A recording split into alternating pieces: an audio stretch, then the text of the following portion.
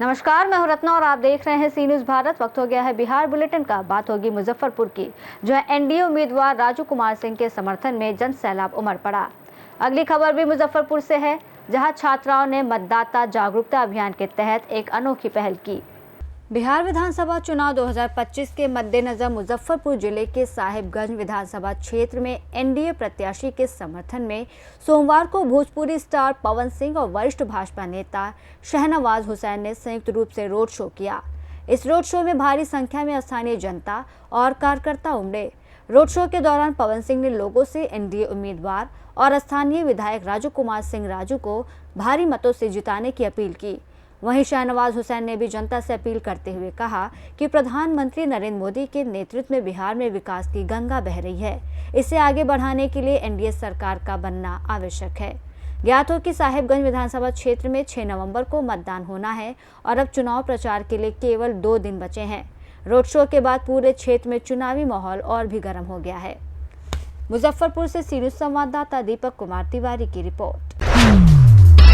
मुजफ्फरपुर जिले के बंदरा प्रखंड के मध्य विद्यालय सखौरा में छात्राओं ने मतदाता जागरूकता अभियान के तहत एक अनोखी पहल की।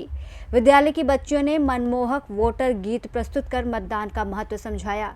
गीत के माध्यम से उन्होंने सभी को लोकतंत्र के इस महापर्व में भाग लेने और मतदान के अधिकार का उपयोग करने का संदेश दिया। कार्यक्रम के दौरान शिक्षकों ने भी बच्चों का उत्साहवर्धन किया और कहा कि ऐसे रचनात्मक प्रयास समाज को जागरूक करने में अहम भूमिका निभाते हैं। विद्यालय परिवार ने संकल्प लिया कि इस बार 100 मतदान सुनिश्चित करने के लिए सभी लोग घर घर जाकर मतदाताओं को प्रेरित करेंगे। मुजफ्फरपुर से सी न्यूज़ संवाददाता दीपक कुमार तिवारी की रिपोर्ट।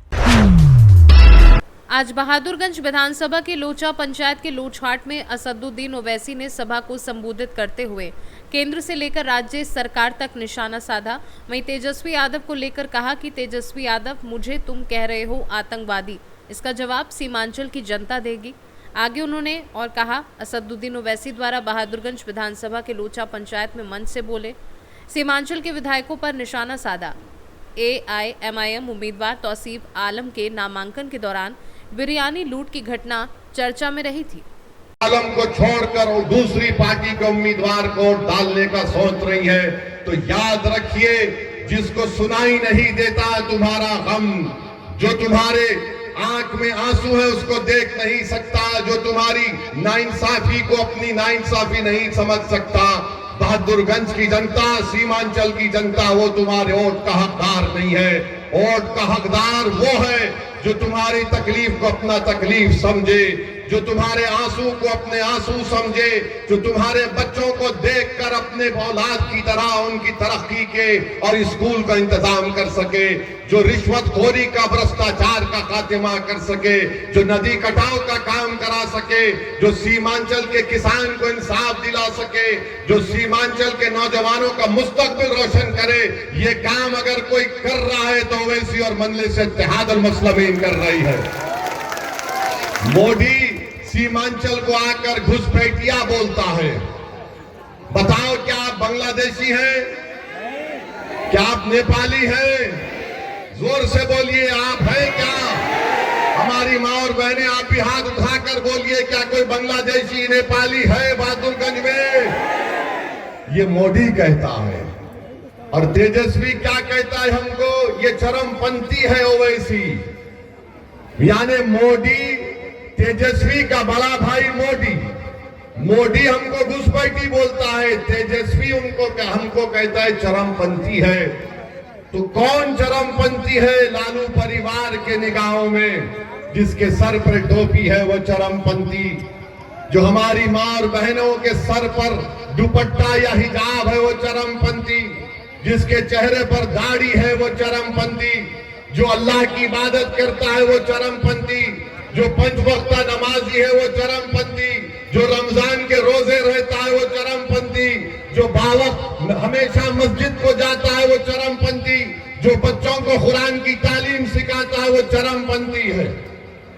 और कौन चरमपंथी नहीं है? जो लालू के आगे अपना सर को झुका दे वो चरमपंथी नहीं है। जो लालू परिवार की चौखट पर जाकर भीख मांगे वो चरमपंथी नहीं है। जो लालू की तारीफ करे, उसके बेटा की तारीफ करे, तो सुनो तेजस्वी तुम्हारे। मैम, आप ऑल इंडिया मजलिस इत्तेहादुल मुस्लिमीन के किस पोस्ट पे हैदराबाद में हैं और बहादुरगंज विधानसभा में चुनाव प्रसार में आई हुई हैं आप? मैं करीब 5 साल से मजलिस इत्तेहादुल मुस्लिमीन के लिए काम कर रही हूँ और बहादुरगंज में मैं यहाँ प्रचार के लिए आई हूँ ताकि मजलिस इत्तेहादुल मुस्लिमीन यहाँ से कामयाब हो। टोटल 25 कैंडिडेट हमारे इस इलेक्शन में ठहरे हैं और सभी कॉन्स्टिट्यूंसीज़ में जो है हमारे लोग काम कर रहे हैं, बहुत मेहनत कर रहे हैं और उम्मीद है कि इंशाल्लाह इस बार हमें ज़्यादा से ज़्यादा सीट आएंगे पूरे बिहार में। और वैसे सब मंच से कह रहे हैं कि इस बार सीमांचल के ही मुख्यमंत्री होंगे, क्या लग रहा है इसमें? इंशाल्लाह ज़रूर हो सकता है। ये बात जो है ना मुसलमान ही तय कर सकते हैं, अगर वो अपना इत्तेहाद दिखा दे, अपनी ताकत दिखा दे। देखिए हमारा अलायंस जो है चंद्रशेखर आज़ाद की पार्टी से भी है और एक पार्टी से भी है, तो अगर दलित भी जो है अपने वोट एक तरफा इस्तेमाल करे और मुसलमान भी जो है मजलिस और दूसरे जो अक़लियतें हैं वो भी अगर मजलिस इत्तेहादुल मुस्लिमीन का साथ दे दें तो इस बार जो है हुकूमत हमारे बगैर नहीं बन सकती। हम चाहे तो किसी को तख्त पे बिठा भी सकते हैं, किसी को तख्त से गिरा भी सकते हैं। ये ताकत हमारे पास है, हमारा इत्तेहाद हमारी ताकत है और हम हमारे इत्तेहाद के ज़रिए, हमारी ताकत के ज़रिए हम यहाँ से पटना जो है अपने लोगों को भेज सकते हैं और हुकूमत हम जो है किंग मेकर बन सकते हैं इंशाअल्लाह ताला। आपको लग रहा है कि महिलाएं चुनाव के जो जिस हिसाब से माहौल बन रहे हैं सीमांचल में, कितनी उम्मीद है कि 25 सीट तो लड़ रहे हैं चुनाव, कितनी सीटें आपको लग रही है कंफर्म है कि इस बार? मेहनत तो जो है जारी है और हम चाह रहे हैं कि जहाँ जहाँ भी हमारे कैंडिडेट ठहरे वो पूरे कामयाब हो। हमारी कोशिश पूरी जारी है, हम हमारा 100% दे रहे हैं और जनता के हाथ में है कि जो वो है एक सही फैसला ले। अगर मजलिस इत्तेहादुल मुस्लिमीन की जीत होगी तो ये बिहार के अक़लियतों की और माइनॉरिटीज़ की जीत होगी इंशाल्लाह। विधायक जी, इस सभा से आगाज़ हुआ, जब जिस तरह से आपका मंच संचालन हुआ उसके बाद लोगों की तादाद काफ़ी देखने को मिला है, क्या अब क्यास लगा रहे हैं आप अपने सीट पर? अब क्यास क्या लगाना है, हमको तो मालूम है था, मालूम भी है और इंशाल्लाह रिजल्ट भी अच्छा होगा। आप लोग देखिए, आप लोगों का आँख बाद में खुलता है। आप लोग देखिए भीड़ देख करके इसी से अंदाज़ा लगा सकते हैं आप लोग।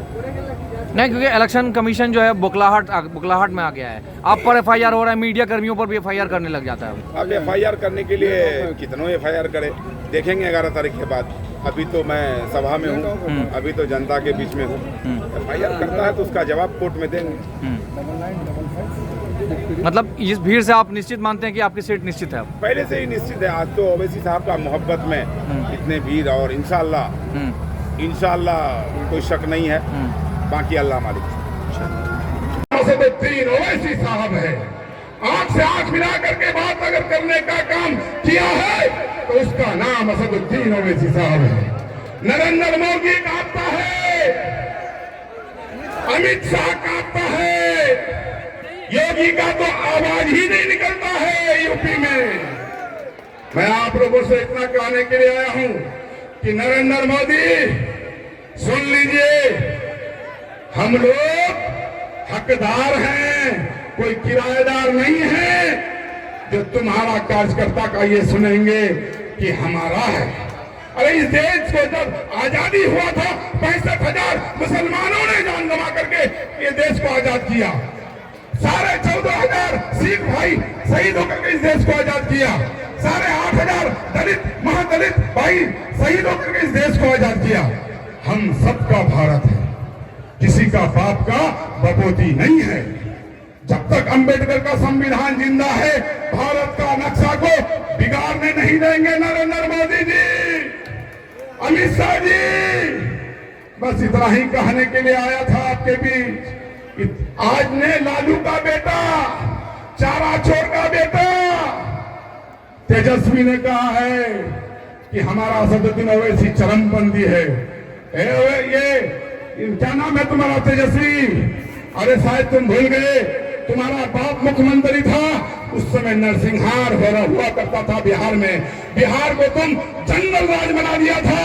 लालू राज में चारा चोर का बेटा, जवान में लगाम देकर के बोलो, असदुद्दीन साहब आज सिर्फ बहादुरगंज का नेता नहीं है, किशनगंज का नेता नहीं है, बिहार का नेता नहीं है, हैदराबाद का नेता नहीं है, बल्कि 30 करोड़ मुसलमानों का आवाज बना हुआ है। अगर आंख से देखोगे तो आंख निकाल लेंगे, उंगली दिखाओगे तो उंगली काट देंगे, जुबान संभाल करके नहीं बोलोगे तो जुबान काट लेंगे तेजस्वी तुम्हारा। तुम क्या समझते हो चरमपंथी है? अरे चरमपंथी किसको बोलता है? असल बात है कि तुम नाइन फेल हो, तुम तो पढ़ा लिखा हो नहीं जो तुमको चरमपंथी का वर्ड मालूम। चरमपंथी का मतलब होता है आतंकवादी, उग्रवादी। ए मुसलमान भाइयों, तुम्हारा नेता को चरमपंथी और आतंकवादी बोला गया है। अगर अपना हक का बात करे असदुद्दीन ओवैसी साहब तो चरमपंथी है। मैं आप लोगों से कहने के लिए आया हूं, गठबंधन के लिए हमारा नेता हाथ फैलाया था, हम लोगों को उस लायक भी नहीं समझा कि गठबंधन किया जाए। मैं आप लोगों से यही कहने के लिए आया हूं कि गठबंधन किया नहीं किया, लेकिन तेजस्वी याद रखना बगैर MIM का तुम सरकार नहीं बना सकते हो। और हमारा अगर बिहार में 35 सीट से लड़ रहे हैं, अगर 25 सीट आ गया तो MIM का मुख्यमंत्री होगा, आपका बेटा मुख्यमंत्री होगा, सीमांचल का बेटा मुख्यमंत्री होगा। याद रखिएगा। यही कह करके मैं रुख सुनना चाहूंगा, क्योंकि हमारे सदर साहब का सुनने के लिए आप सबको आए हैं। मैं चाहूंगा कि आप लोग एक बार जोरदार ताली के साथ हमारे नेता को बुलाना चाहूंगा। अस्सलाम वालेकुम रहमतुल्लाहि व बरकातहू। किशनगंज से सी न्यूज़ संवाददाता मिनहाज आलम की रिपोर्ट। बिहार बुलेटिन में फिलहाल इतना ही। देश और दुनिया की तमाम बड़ी खबरों के लिए देखते रहिए सी न्यूज़ भारत।